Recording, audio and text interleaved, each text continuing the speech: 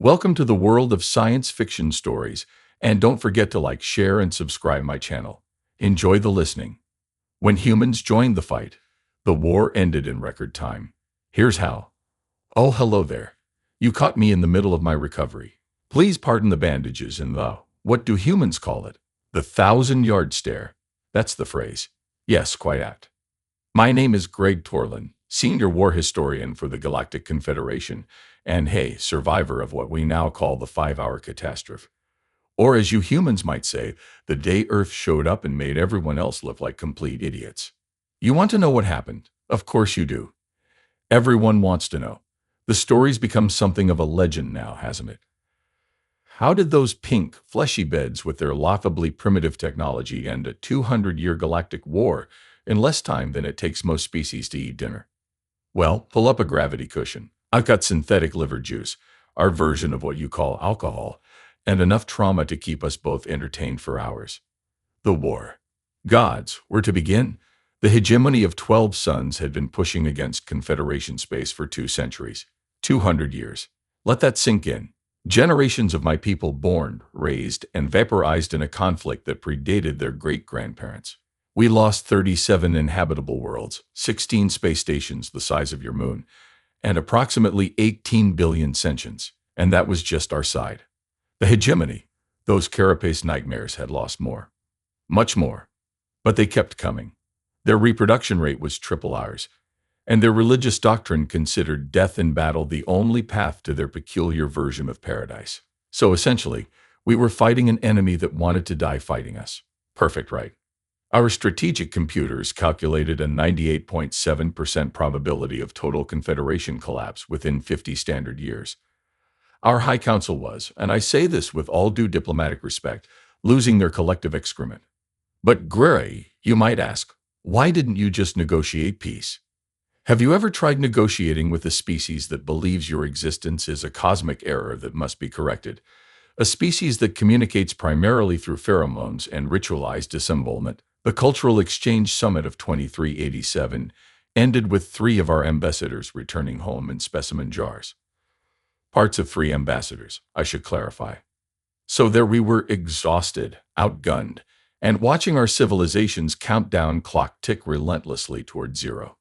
The high commanders would huddle in their secure bunkers on New Cambridge, talking in hushed tones about a small blue-green planet in an unremarkable solar system. A planet that our long-range observers have been monitoring with increasing interest.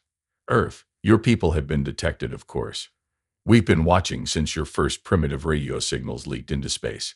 We observed your world wars, your cold wars, your technological leaps, your peculiar obsession with recording felines doing ridiculous things. The Confederation had a strict non-interference policy with pre-FTL civilizations, though in retrospect, I think we were mainly just afraid of you. The humans are too volatile. Admiral Locke would say, her eye stalks quivering with concerned emphasis. Too unpredictable, too creative in their violence.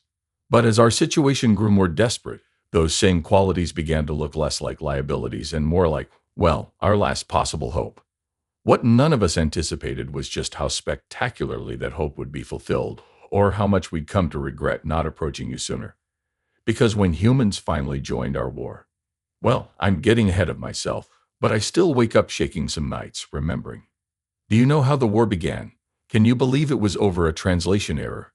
The Heem's Grand Hierophant misinterpreted our standard greeting as a declaration that their egg sacs were malodorous, and their ancestors practiced inappropriate relations with hive-dwelling insects. Not the diplomatic foot forward we'd intended. Within a solar cycle, their battle fleets had razed 3 of our border colonies. The Confederation, not exactly prepared for full-scale war, scrambled to respond. Our military consisted primarily of scientific vessels hastily refitted with weapon systems that their designers had explicitly warned were completely incompatible and were likely to explode if you try this. We lost as many ships to our own malfunctioning technology as we did to enemy fire during those early years. But we adapted. We learned. We reverse-engineered captured hegemony vessels and discovered their technology was based on crystalline computing, utterly alien to our quantum foam processors, but devastatingly effective. Their shields could absorb energy weapons indefinitely, recycling the incoming fire to power their systems. Quite clever, actually. The hegemony foot soldier. What a horror they were. 3 meters tall, with chitinous exoskeletons that could withstand vacuum exposure. 4 primary arms equipped with natural serrated edges that could cut through standard hull plating, plus 2 smaller manipulator limbs for fine motor control. And their hive mind coordination. A squad of 20 operated with the seamless precision of a single organism. We're fighting against evolutionary perfection, Commander Vitar once told me moments before her cruiser was overrun. Her last transmission was just hysterical laughter as hegemony boarders poured through the breach in her command deck. We played it for new recruits as a warning. Morale was never our strong suit. Year after year, the front lines shifted. We'd develop a new weapon. They'd adapt. They'd perfect a new strategy. We'd find a countermeasure. The Rillan Gambit, the Siege of Takti, the infamous planetary sacrifice at Den Vi. Names that meant nothing to outsiders but represented the loss of billions to those of us who lived through them. By year 50, both sides had resorted to automated warfare, sending drone fleets controlled by increasingly sophisticated AIs against each other. By year 100, those AIs had developed their own battlefield philosophies and tactical doctrines that their organic creators barely comprehended. Our greatest victory came during the Battle of the Many Expanse, when Admiral Quill Zanero authorized her battle AI to rewrite its own core directives mid-combat. The resulting tactical innovation was brilliant and terrifying. The AI sacrificed 40% of our fleet to create a false vulnerability that, when the hegemony committed their reserves to exploit it, resulted in the destruction of their primary armada. Zanero was executed for exceeding authority, but the strategy bought us 30 years of relative peace. The hegemony withdrew to rebuild. When they returned, their ships were piloted by cybernetically enhanced warriors, part organic, part machine, engineered specifically to counter our AI, and the slaughter began anew. That's the thing about this war. It kept evolving, kept getting worse. Both sides climbing an arms race ladder to nowhere, each rung more deadly than the last. Our first contact team approached Earth with what we thought was appropriate caution. Commander Nick Polarian, our finest xeno-diplomat with 16 successful first contact missions to his credit, led the delegation. Just another primitive species needing a gentle introduction to galactic society, he told the council confidently. The poor fool, he had no idea. We chose Wyoming. Somewhere rural, minimal population, low chance of mass panic. Our ships used stealth tech, landing under cover of night. The team emerged with universal translators, IF packages of advanced medical technologies, and rehearsed speeches about galactic brotherhood. 10 minutes later, 3 of our delegates were zip-tied face down in the dirt with projectile weapons aimed at their central nerve clusters by local law enforcement, who'd responded to strange lights with surprising efficiency. Valerian himself was being interrogated by a human female claiming to be, and I quote, just the night shift dispatcher, but I watched a lot of X-Files. When our extraction team arrived, they found the humans had already reverse-engineered parts of our translation technology and were asking disturbingly specific questions about our propulsion systems. These beings, Polarian reported later, applying cooling gel to the stun weapon marks on his thorax, are simultaneously less advanced and more dangerous than anticipated. The Council decided a more official approach was needed. We arranged contact with your United Nations, explained our situation, and formally requested Earth's assistance in the war effort. Your representatives asked for time to deliberate. 3 local days later, they delivered their response. While Earth is sympathetic to your plight, we must respectfully decline military involvement at this time.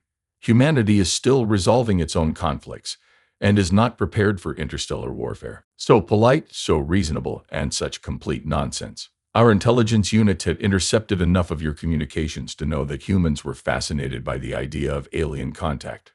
Your entertainment media was filled with scenarios about interstellar conflict. Your military leaders were practically salivating at the thought of accessing our technology. The real reason for refusal came from a closed session we managed to monitor. If these 2 galactic powers have fought each other to a stalemate for centuries, then either they're both incredibly inept or unimaginably powerful. Either way, we'd be fools to jump into their fight without understanding the full strategic situation. We were simultaneously insulted and impressed. Your leaders had immediately grasped what had taken us decades to learn, that this war had no winners, only survivors. Over the next few years, we made 4 more formal approaches, each time Earth found new diplomatic ways to say no thanks. Until everything changed. The hegemony shouldn't have attacked that science vessel. That was their fatal mistake. One simple, stupid tactical error that changed everything. The Artemis mission, your first manned expedition to Mars' outer moon, Deimos, was just reaching its destination when it happened. 7 humans embarking on what they considered a historic journey, unaware they were about to become entangled in a galactic war. The Hegemony scout ship detected the Artemis craft and, operating under standing orders to eliminate all potential Confederation surveillance, opened fire without proper identification protocols, without warning, without honor. Sorry, even now the memory boils my circulatory fluids. Your primitive vessel stood no chance against Hegemony weapons. It was vaporized instantly, along with all 7 crew members. Commander Alina Rodriguez, Flight Engineer Malik Patterson, Medical Officer Jun Takahashi. All gone in a flash of light that your Earth observatories recorded with horrifying clarity. The Hegemony ship, following typical hit-and-run doctrine, immediately jumped to hyperspace, mission report already transmitting to its battle group. Just another routine elimination of a potential threat. How could they have known these were humans they had just killed? Your planet's reaction was unexpected. We had anticipated outrage, certainly, perhaps a formal declaration of alliance with the Confederation. What we didn't expect was the utter, chilling silence. No public statements from your governments. No emergency United Nations sessions. No military posturing. Nothing. Nothing for 3 full days. Earth went about its business as if nothing had happened. The Confederation Council was baffled. Had humans simply accepted this atrocity? Were they too afraid to respond? On the 4th day, a single transmission was broadcast on all frequencies, directed toward the nearest known hegemony outpost. Its simplicity was haunting. You have taken 7 of ours. We are coming. That's it. No elaborate threats, no demands for reparations. Just 6 words that somehow carried more menace than any diplomatic ultimatum I'd ever encountered. Within hours, your planet erupted with activity. Military reserves were mobilized worldwide, space launch facilities operated around the clock, and most curiously, thousands of civilian contractors, private companies with no previous military affiliation, began converting their operations toward what could only be described as war production.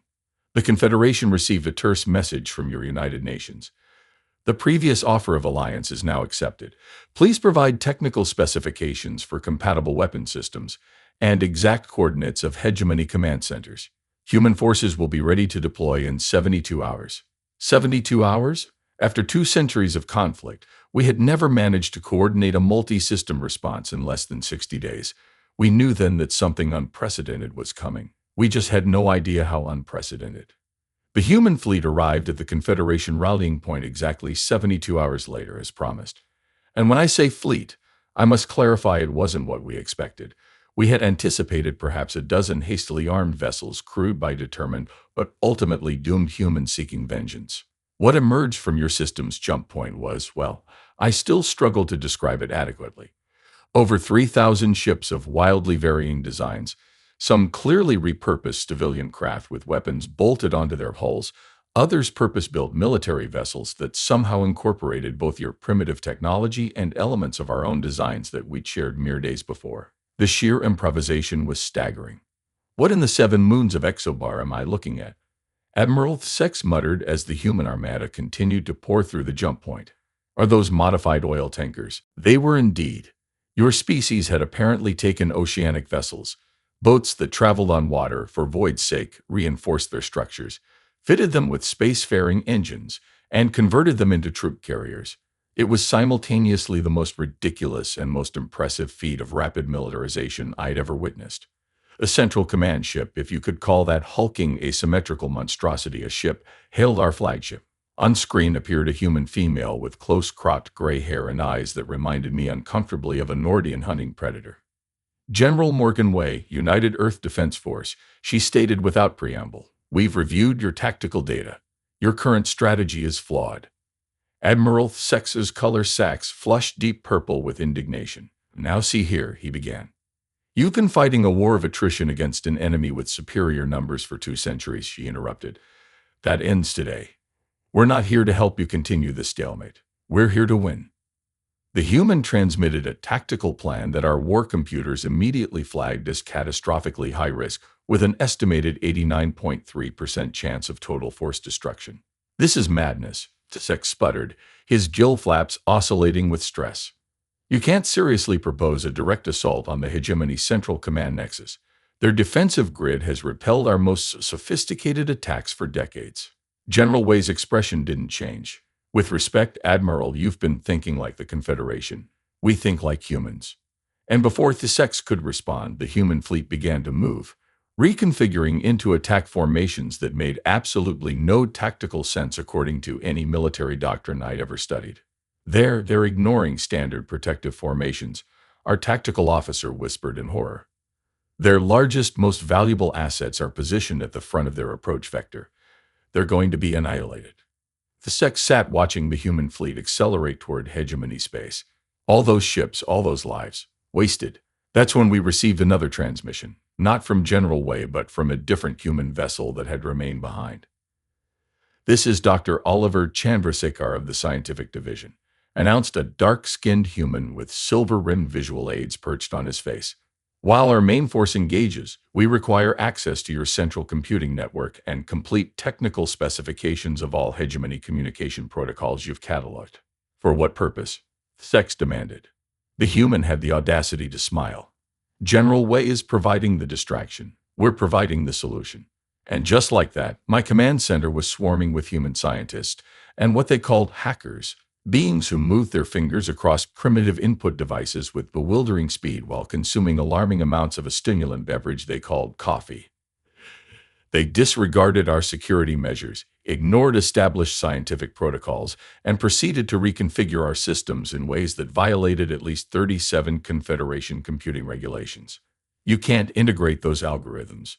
The system architectures are fundamentally incompatible, protested our chief systems operator. Watch me, replied a human female named Reena Patel without looking up from her device. Her fingers never stopped moving. Meanwhile, on our tactical display, we watched in growing disbelief as the human fleet engaged the hegemony forward defenses, using tactics that could only be described as deliberately suicidal. Except they weren't dying. Somehow, impossibly, they were advancing. What are they doing? The sex kept asking, his voice rising in pitch with each repetition. How?